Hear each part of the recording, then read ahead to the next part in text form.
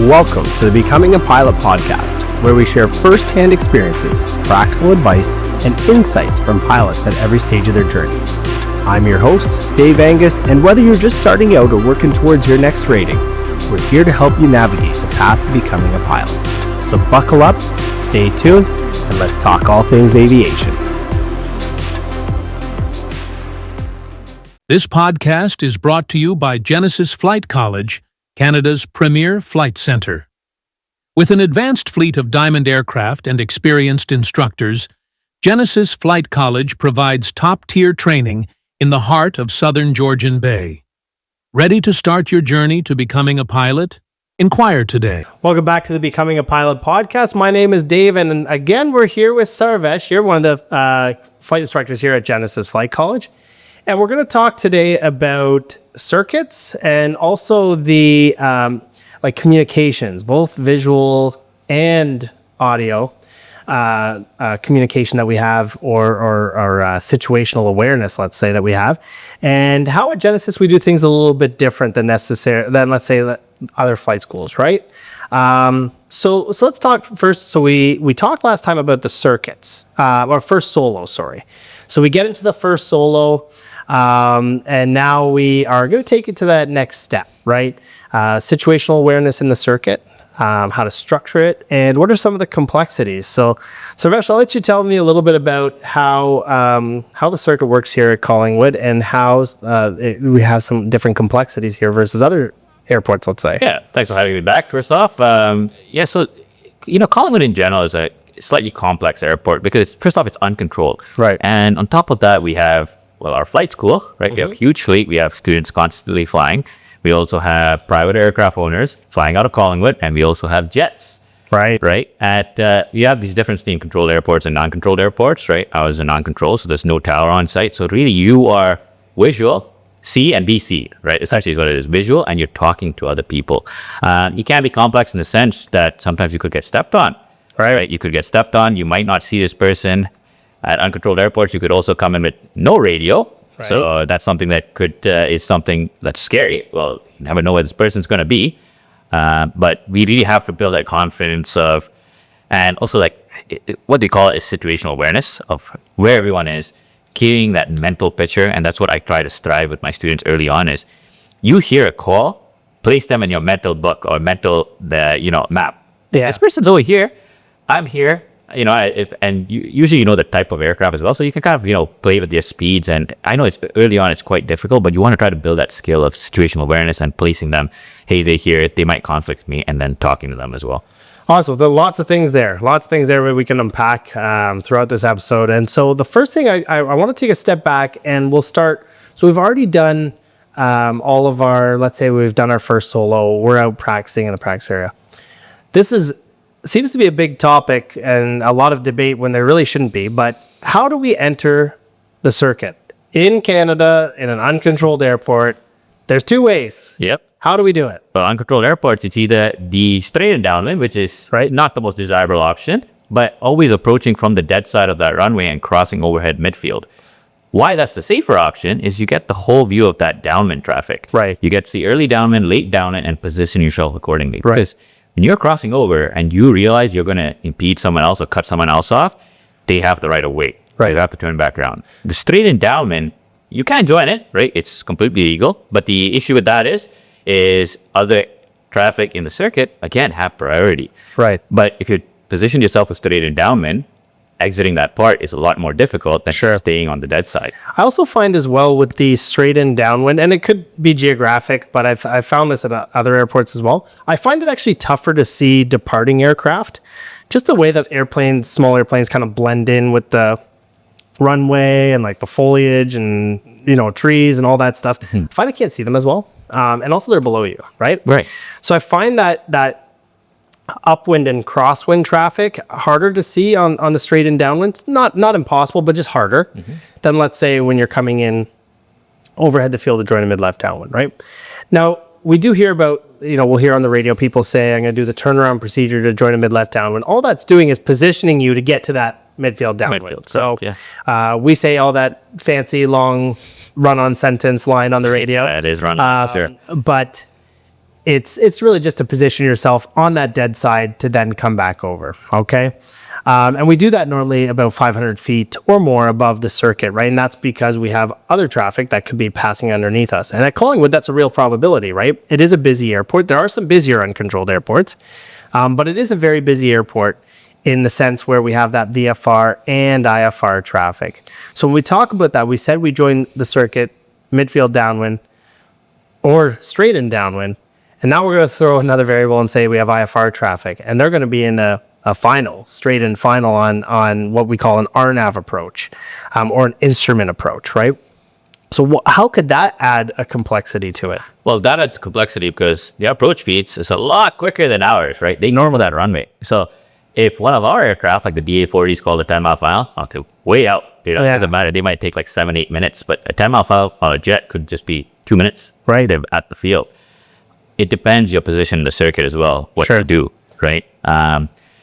Extend your downwind, slow it down. And if you realize, and again, extending downwind, I try not to put too much emphasis on that because we find that sometimes when people extend downwind, extend way too far, and now you're flying a non-regular circuit. Yeah. At a certain point, you have to make that decision of, okay, do I leave the circuit and do I rejoin? Right. You never want to be that guy who has bad airmanship and cuts off another aircraft on final, right? So let's talk about that.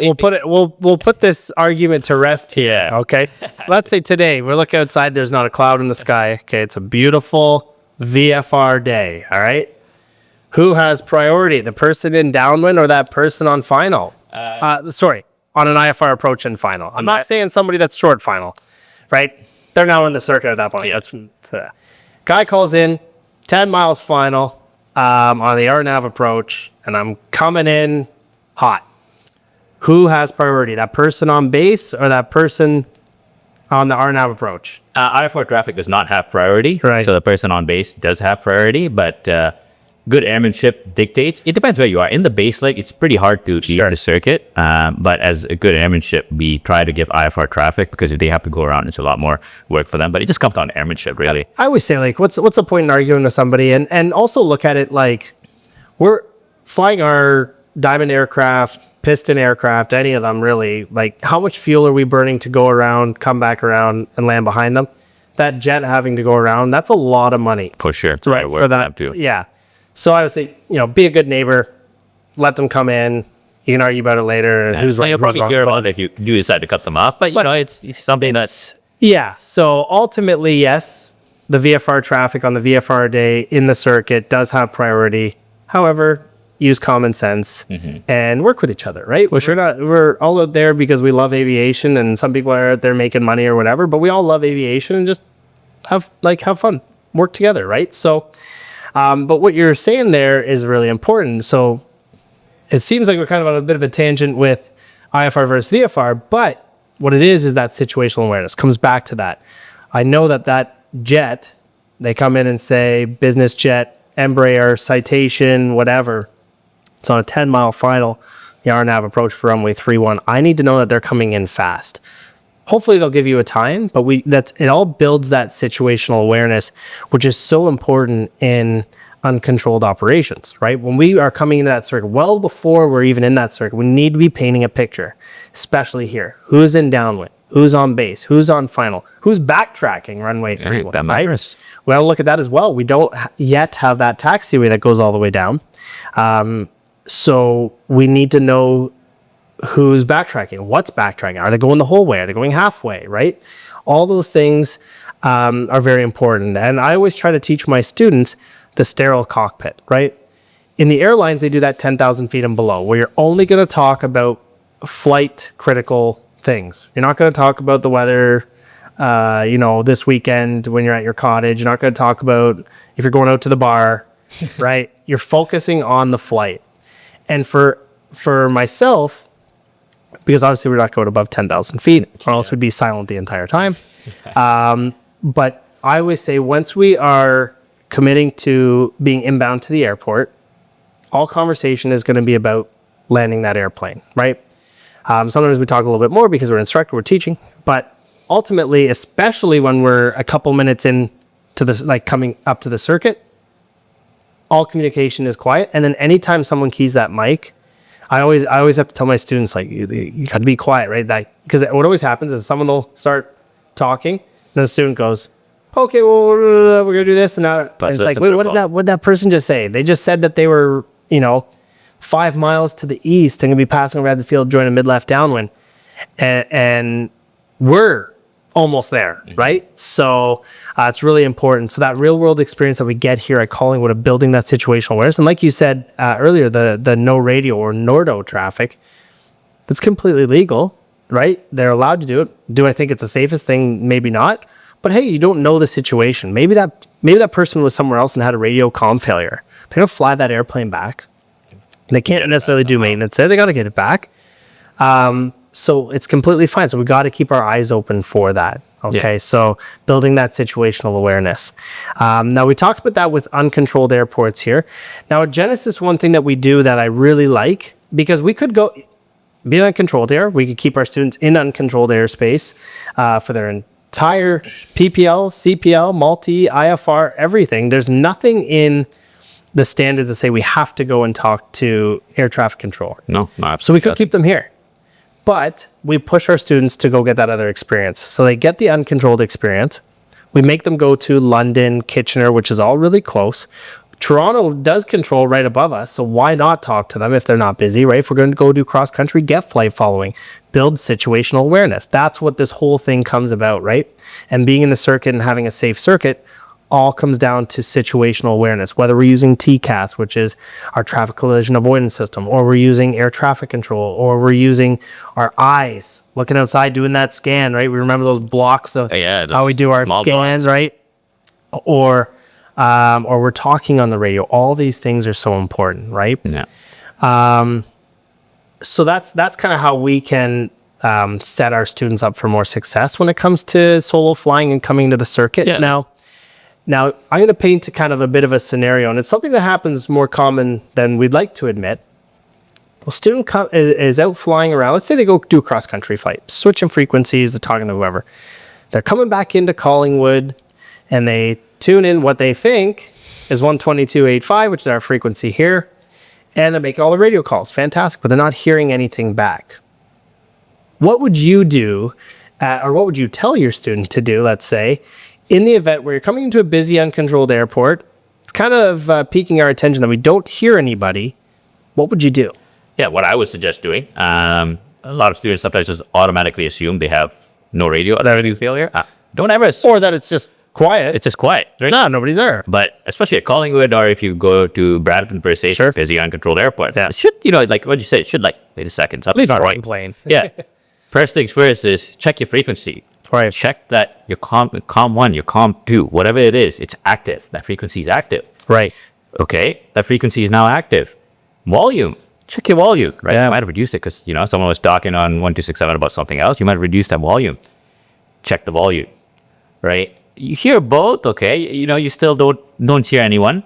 What you could do is, before you assume anything, right, you could just switch over to any other frequency, or even just go 1267 London, just ask for a quick radio check. Right. No one's stopping you, just to check if, you're transmitting, you're receiving. Sure. If that doesn't work, no one responds to you, then you might be potentially under communication failure. Right. But don't automatically assume, because you still have other troubleshooting steps. Sure.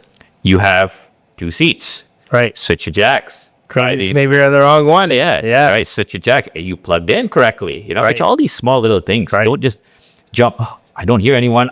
No one hears me. I have a radio failure. Yeah. Or the other side of it, don't immediately assume that you're on the right frequency and making any calls that anybody can hear. Right. Yeah. Don't assume. And that's a big one that it has happened. Every student will go through it at some point. Yeah, that they key in the wrong frequency. And I remember one of the students was saying the other day that they were making their radio call, or they made a big radio call coming into Collingwood on Toronto Centre. Yeah. Right. So everybody on there is just laughing at this newbie that's making the radio calls on the wrong frequency. For a circuit or it's kind of like, I always love hearing it. Sometimes you'll hear on like whatever, Vast Aviation or something like that. And it'll be someone doing their briefing to the cabin. They'll have to say, it's a lovely, lovely day coming into Toronto, yada, all this stuff. And then they were keying their mic the whole time. So everyone on frequency heard, and then everyone laughs at them.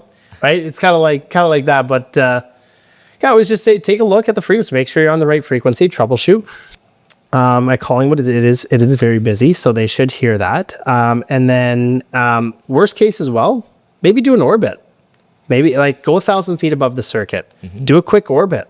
Do you see airplanes? Oh, there's a bunch of airplanes flying around and I don't hear anything, right? So we can figure these things out to try to make it nice and safe for us to come in, right? So we've talked about our what to do to troubleshoot, maybe check different frequencies to see if our radios aren't working. We could also check our volume, maybe try our comm too, all that. Anything else that you'd add? Yeah, just in general, radio work is something that you try to use standard phraseology in aviation, right? You don't want to leave any room for ambiguity. Like, what did that person just say? Sure. Right. And initially starting off with the radio work, it's not simple. Like sometimes you have, like I told you, that overrun sentence that we have. Yeah. That when you're flying the aircraft, especially as a new student, right? You struggle to say that while flying the aircraft. Sure. So something I always suggest is, hey, just go home with your buddy, put some X's on the map. I'm here. I have traffic here. How do I troubleshoot with this guy? Right. I'm here. This traffic is here. How can I talk to him? How can I potentially just run through scenarios with that person? It really helps. I know it's not something that's super realistic like in the aircraft, but just getting those words out, talking, really helps build that confidence a little bit as well. Yeah, chair flying. They always say it, chair flying. Always, Sim flying and chair flying. always free chair flying. Oh, yeah. And even that significantly, honestly, chair flying. Yeah. Awesome. Well, thank you so much. Appreciate it. Thanks for coming back. Thanks so much. All right.